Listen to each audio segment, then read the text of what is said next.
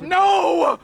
No! I don't regret voting for Trump. Donald Trump's tariffs means almost everything that is imported into the United States is expected to become more expensive, including stuff Americans really love, like beer and Maccas, because Ronald McDonald uses Aussie beef. No! No! You're upset about it? No! Wait, are you actually being serious, sir? This affects the political, economic state of the world right now. No, please. Oh, no, my gosh. I need to call my mom. Wait, I'm so serious. Oh, my gosh. Bro. Okay, maybe those boys weren't that worried about it, but think about it. Every business that sells goods imported from overseas, they're going to probably have to jack up their prices. That florist, it sells flowers from Colombia and Ecuador. Those dry cleaners there use chemicals from overseas. That kebab shop, that lamb is from Australia and New Zealand. The estimate is American families will likely have to spend as much as $4,000 US more a year. I'm out here in Sun Valley, Los Angeles. I just met a bloke called Nick. He voted for Donald Trump. He tells me that he's now worried for his children's welfare. Things are tough already as it is with inflation and cost of living, but an extra $4,000 just out of the blue for not really anything material, just gonna be very tough. I don't regret voting for Trump, but I hope he's, not gonna be so tough with it.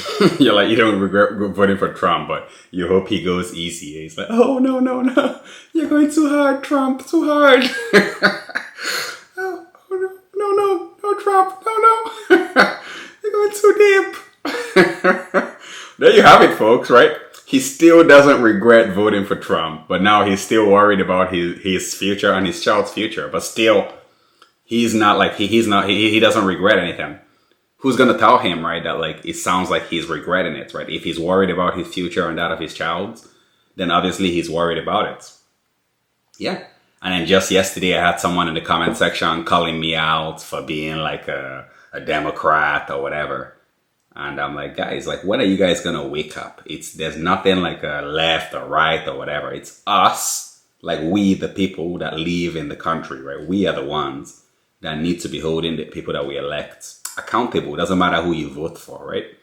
Vote for the left, vote for the right. The bottom line is that as long as life is not getting cheaper for me, cheaper for you, then you need to be complaining. You need to be up in arms. It doesn't really matter who your political allegiance is. You need to be looking at how your life is, and is your life getting any better? If it's not, then you need to be holding the people that you voted for accountable. So enough with the whole Democrat or Republican or conservative or liberal or NDP or PP, whatever, right? Just enough with that, guys. Enough with that. None of that is going to pay your rent. None of that is going to pay your bills. None of that is going to create jobs for you. So enough with that. The first month I won't be able to afford rent. I'm not a rich person. I don't have a lot of stuff. I have basic household necessities, a couch, a bed, washer, a dryer. That's about it. A car. I don't have a lot of lavish things. I don't go on vacations and I don't spend a lot. Rent's increased from $1,300 to $1,800. The food prices are too high. I've cut back on eating because I literally cannot afford food. I've cut back on my favorite snacks, cat food, treats. I'm exhausted all the time from being overworked and underpaid. You don't catch a break when you grow up poor. I don't need much to be happy. I just want to be able to live comfortable. I just really need to catch a break right now. I'm trying so hard and I feel like I'm not doing enough. I don't have family. I don't have anything to fall back on. Whew. The cost of living crisis rages on, fellows.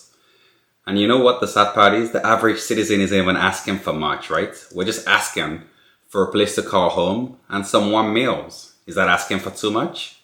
Well, apparently it is asking for too much, as you'll see here. In case you guys are wondering how things are going in California, we're at the grocery store and the eggs are $17.49. What? That's crazy. Meanwhile, people are continuing to play politics, right? And then the status quo remains, or perhaps things are even getting worse, and then people are like, oh, I'm a Democrat, I'm a Republican. But then everybody is like starving. Well, not everybody. To the people right here that are paying 30, 40, 50% more for their groceries, which I think I can say is right. Yeah, that's correct. It's a disgrace. Because of what I do, I haven't been in these stores in a long time. Oh, look, I got to get some of this. We got to get it. If you have anything left over, just take it as tips, okay? You guys take it, give it to the rest of the store. Make sure you get out and vote. Yeah, so you guys know what, like, this is really alarming, right? Because for me, in my mind, I'm like, when are we gonna get a grip of this? Like, these politicians, every time it's election time, you see them, they wear their hard hats, they go to McDonald's, they start pumping your gas, they start like doing construction work and trying to act like as if they're the regular folk, right?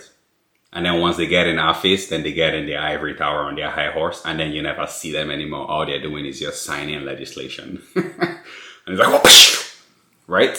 But before they get in, it's always just like, oh, I'm of service, right? And then you could actually see him in that video, right? He couldn't wait to get the hell away from all those peasants, right?